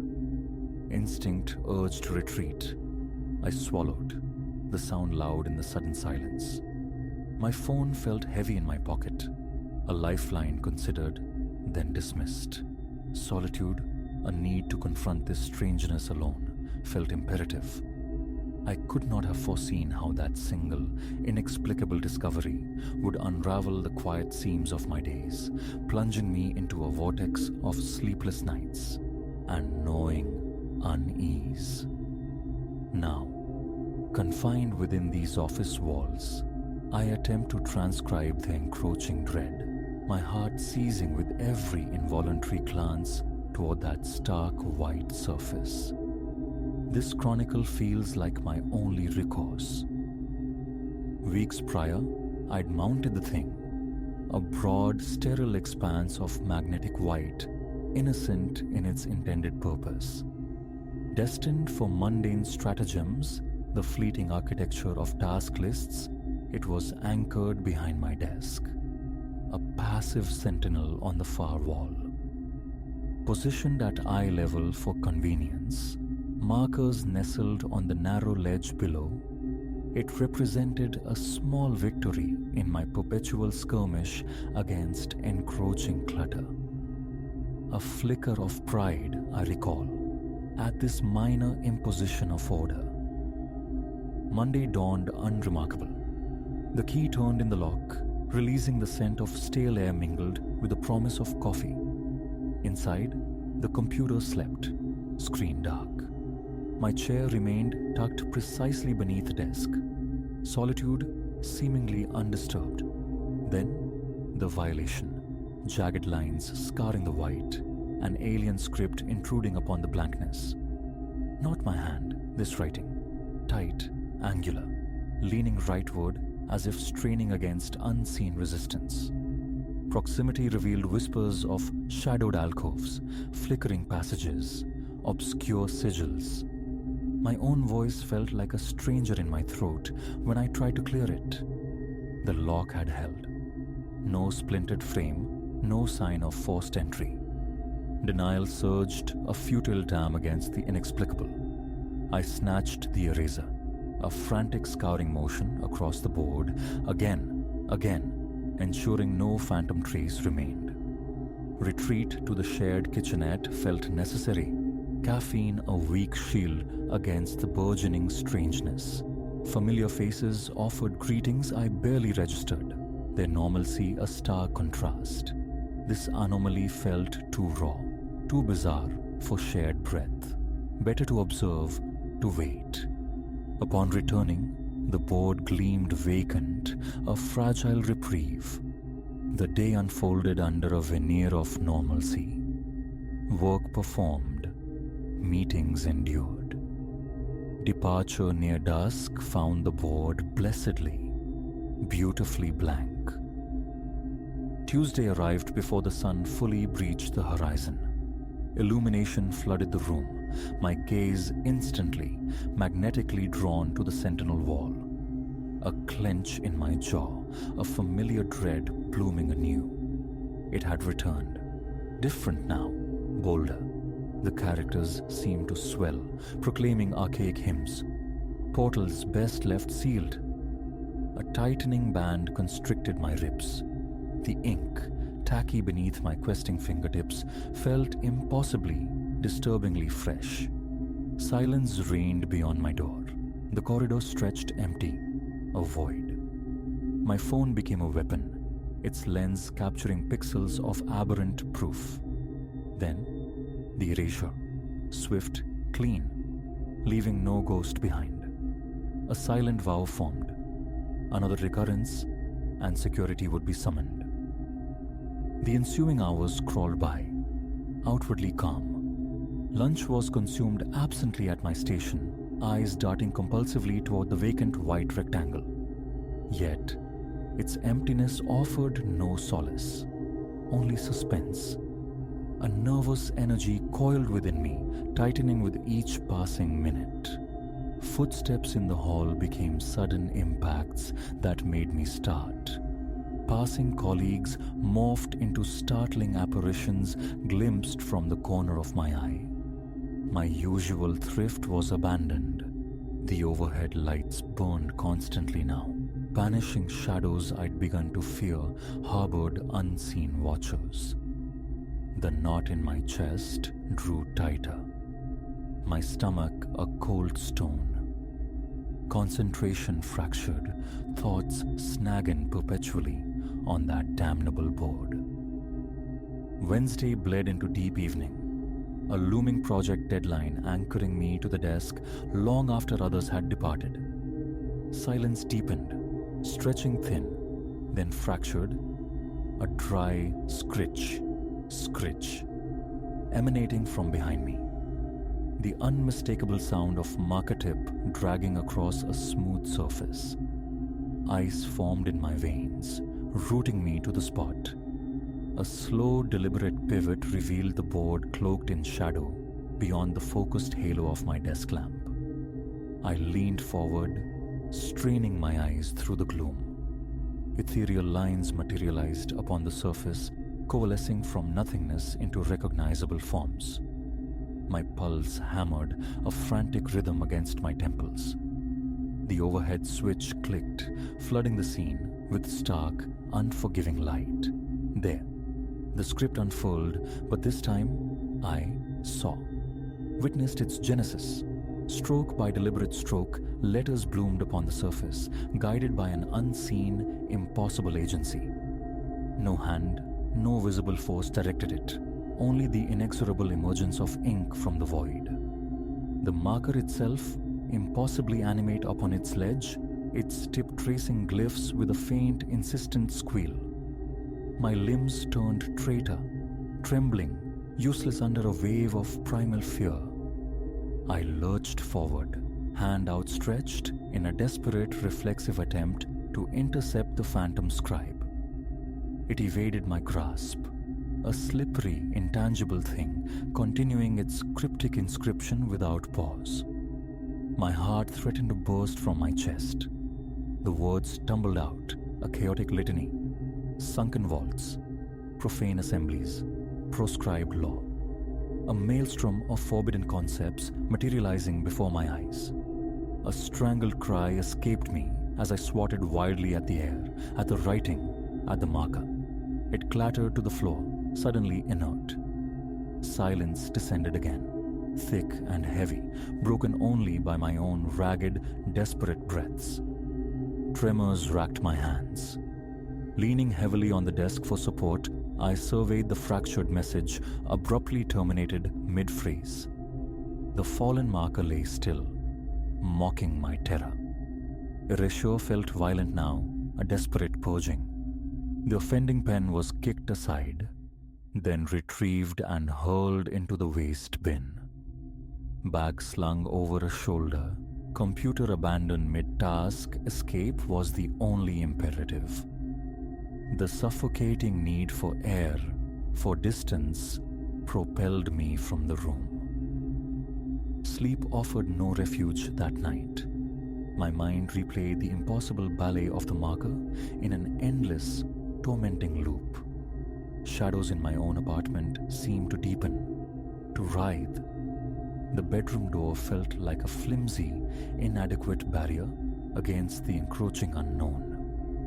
My phone lay nearby, a useless conduit to a world that couldn't comprehend. Disclosure felt tantamount to confessing madness. Work beckoned late the next morning, a leaden dread settling in my gut as I approached my office. The door swung inward, revealing the inevitable. Fresh script defiled the white. The lines seemed thicker now, bolder, speaking of umbral shrines, communion with the outer void.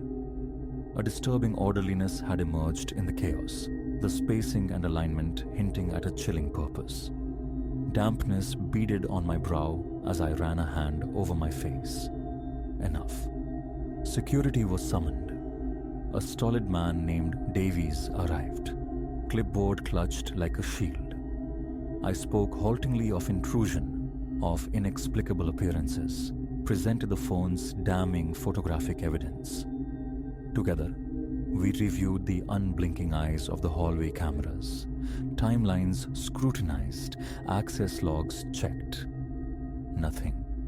No soul had breached my door save myself, my own security code granting solitary entry. Davies offered a look mingling pity and professional bewilderment, promising vague, watchful vigilance before departing. Defiance, or perhaps a morbid, self-destructive curiosity, kept me anchored there again that night, bathed in the sterile glare of every available light, phone poised to capture the phantom should it manifest. Fatigue pressed heavy on my eyelids, threatening to pull me under, then the familiar, grating scritch sliced through the quiet. I spun, phone aloft, camera app open. There it danced, the autonomous marker, its passage marked by coarse whispers against the board surface. Recording commenced, yet the lens seemed to betray me. The marker's impossible motion was visible, stark and clear, but the resulting script appeared as a frustrating, indecipherable blur.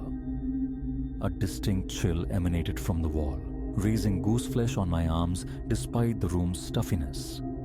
Closer I crept, drawn by a terrible fascination, an icy breath ghosting across the nape of my neck.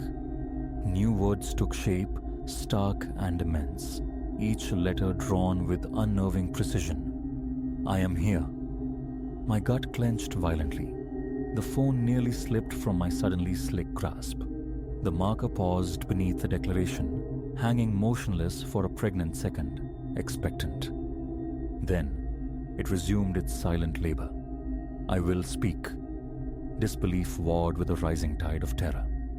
Hesitantly, compelled by a force I didn't understand, I reached out, my fingertips brushing the smooth plastic shell of the marker. A distinct hum. A palpable static charge buzzed against my skin, electric and wrong. I recoiled, rubbing my tingling fingertips together as if to erase the sensation. The marker fell, rattling against the metal ledge. Seizing the eraser, I attacked the board with renewed, almost punitive fervor, scrubbing until my arm ached, leaving the surface immaculate, gleaming under the harsh lights. A step back. The overhead lights stuttered once, twice, then held steady. mocking my frayed nerves. My heart hammered a frantic rhythm against my ribs. Flight. Now. My retreat echoed down the deserted corridor, a panicked tattoo against the oppressive silence. The ensuing days blurred into a strained parody of routine. Work became a mere backdrop to my hypervigilance. Every glance over my shoulder instinctive, every unexpected sound a jolt to my system. Each morning brought fresh desecration to the board, a relentless tide of cryptic messages. Sometimes disjointed fragments surfaced: right, vestibule, invocation, murmur, chasm. Other times, sprawling narratives materialized, detailing veiled locales and intricate, unsettling sigils. Erasure felt like a fool's errand, a meaningless ritual, yet necessary, a desperate act of concealment from prying eyes. Nightfall inevitably resurrected the scritch, the familiar prelude to the uncanny performance. I took to using only the desk lamp, its focused beam isolating the board, turning the rest of the office into a landscape of peripheral darkness where anything might lurk. My body became a cartography of tension, an aching knot in my lower back, shoulders perpetually knotted, eyes raw and stinging from staring into the dimness, waiting. Then, the marker would stir, lifting from its rest, and I would bear witness once again to the silent inscription, ink flowing from an invisible source. The messages grew pointed, chillingly personal. Hearken, submit, answer. Their ultimate intent remained terrifyingly obscure, yet utterly, dreadfully impossible to disregard. A desperate gambit formed in my exhausted mind. Remove the canvas, silence the oracle.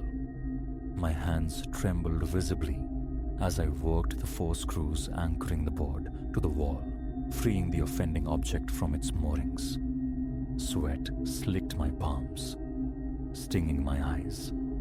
Hefting the heavy white rectangle, I carried it like a contagion down the hall to the neglected storage room, burying it ignominiously behind a stack of forgotten cartons. Back in my office, the blank wall offered a fleeting, illusory moment of triumph. A breath held too long released in a shaky sigh. I wiped my damp hands on my trousers, staring at the void where the board had hung, willing the peace to last. Morning arrived, shattering the fragile hope. Pinned crudely to the wall, exactly where the whiteboard had been, was a square of white cardboard mocking my efforts, and upon it, rendered in the same unmistakable angular script, were new words. A frantic scan of the empty corridor yielded nothing. No mischievous colleague, no rational explanation. Tentatively, I reached out and touched the cardboard. It radiated an unnatural, penetrating chill, like morgue tile against my fingertips. The words declared, "Evasion is futile. Return. Persist." Nausea surged hot and acrid. I fled to the washroom, splashing cold water onto my face, breath coming in ragged gasps against the cool porcelain sink. Returning to the office, bracing for the cardboard's continued presence, I found it had vanished. A sickening certainty, cold and heavy, drew me back down the hall to the storage room. There it stood, impossibly upright against the far wall, the original whiteboard rescued from its exile, emblazoned with fresh, stark letters that seemed to pulse under the dim light. "You will comprehend." My fingers tangled in my hair, a silent scream trapped behind my teeth, the acrid taste of fear rising in my throat. I retreated to my desk, attempting to immerse myself in work, but the very air in the office felt thick, charged with unseen energy. My mind circled the abyss, refusing focus, clinging desperately to the physical anchors of reality. The clammy skin of my palms, the frantic raising of my pulse, the persistent dryness coating my tongue. Utterly, terrifyingly alone. That evening dissolved into restless pacing within the confines of my apartment. Appetite vanquished, thoughts adrift on a dark, relentless current. The following week marked a sinister shift. The messages coalesced, evolving from cryptic fragments into coherent, chillingly specific instructions. Procedures for some unholy rite were laid out, detailing arcane components, precise sequences, nocturnal timings dictated by forces I dared not contemplate. I recoiled instinctively, refusing participation, erasing the text almost unread, yet stray words snagged in the net of my memory, persistent references to a subterranean locus, a recurring sigil resembling a warped, broken star that seemed to burn itself onto my retina. Each encounter left my skin crawling, my thoughts momentarily scattered, fragmented, like shattered glass. Relocating my workspace to different corners of the office proved laughably futile. The nightly scritch persisted, a disembodied sound tethered not to the board's physical location, but inextricably to me. Ignoring it only amplified the scraping insistence, grating on my already frayed nerves. A cautious peer into the empty hall would reveal only profound silence. Yet upon returning to my desk, the sound would inevitably resume, an auditory phantom leading me back, always back, to the board and its fresh, unavoidable pronouncements. Sleep became a forgotten luxury, a distant memory. My reflection offered back hollowed eyes, ringed with bruised exhaustion. Hands plagued by a persistent, uncontrollable tremor. The nightly vigil continued, a perverse routine, the suspense unbearable, yet somehow inescapable. I would stand, transfixed as the lines formed, then perform the now familiar ritual of erasure, a hollow act of defiance. One night, near the 11th hour, the air grew sharp, biting cold. My breath hitched, clouding momentarily before me. The overhead light flickered violently. My desk lamp dimmed to a sickly, underwater glow. Then, the sound. This time I approached the board not in panic, but with a grim, bone-deep resignation, allowing the script to unfold unimpeded. Address me. The command hung in the suddenly frigid air, stark and imperative. I swallowed hard against the constriction in my throat, heat rising unaccountably to my face, sweat prickling my hairline despite the chill. My pulse a frantic drum against my ribs. Tentatively, compelled by a force beyond reason, I laid a hand flat against the cool, smooth surface. A low thrum resonated through my fingers, a subtle vibration emanating from within the board itself, faint but undeniable. Leaning closer, maintaining the contact, I watched the marker spell out its next chilling phrase. My patience wanes. My mouth opened, a gasp or a word forming, but sound refused to issue forth. The marker detached itself from the surface, hovering weightlessly in the air before the board for an impossible moment, then inscribed a final, stark imperative. Respond. Involuntarily, I pressed both palms flat against the white expanse, a futile gesture of repulsion, hoping to push back whatever unseen force animated this horror. The vibration beneath my hands intensified, were a heartbeat, humming with the latent power, then abruptly ceased as the marker dropped, clattering onto the ledge below. A sharp intake of breath, a stumbling step back into the relative safety of the room's center. Minutes passed as I stared at the words, etched not just on the board, but onto my reeling mind. before the familiar, almost automatic act of wiping them clean commenced. There is no cessation in sight, no escape velocity from this terrifying orbit. How does one extinguish the intangible? Silence a voice without a mouth. I remain tethered to this room, night after night, bathed in the unwavering glare of artificial light, anticipating the faint, dry scrape that heralds the next communication. The lexicon of the unknown expands relentlessly. Occulted spheres, primordial sacraments, unhallowed depths. My hands tremble. My heart strains against my ribs, yet I endure. For now, endurance is the only available action, the only semblance of agency left to me. I sit, perpetually vigilant, my stomach twisting into knots with each faint noise, each potential prelude. The communications gain clarity, an unnerving confidence infusing the script. The words grow bolder, more insistent, focusing their demands squarely upon me, urging action, demanding participation in rites I cannot comprehend. I resist, but feel the pressure mounting, an invisible weight upon my will, a subtle erosion of my resolve.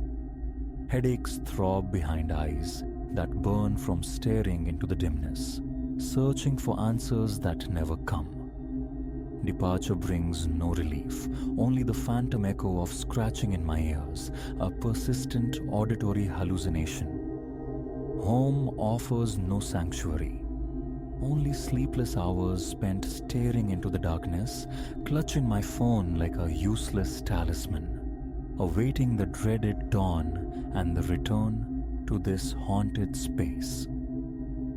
This is my reality now. The path forward is shrouded, lost in shadows. I know only that the morning will bring fresh text, that the night will bring the relentless scratch and pen. Whether cessation is possible, whether this torment has an end, I cannot guess. I stand before the board, skin crawling, pulse erratic, breathing deliberately, shallowly, wiping away words that feel seared onto the surface of my consciousness.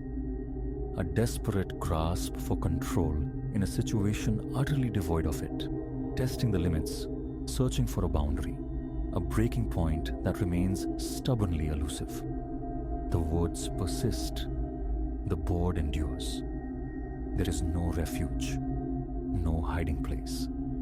I am trapped within these walls, surrounded by the mundane artifacts of my working life, profoundly alone with this entity, this silent screaming voice that demands audience, and I can no longer feign deafness to its call.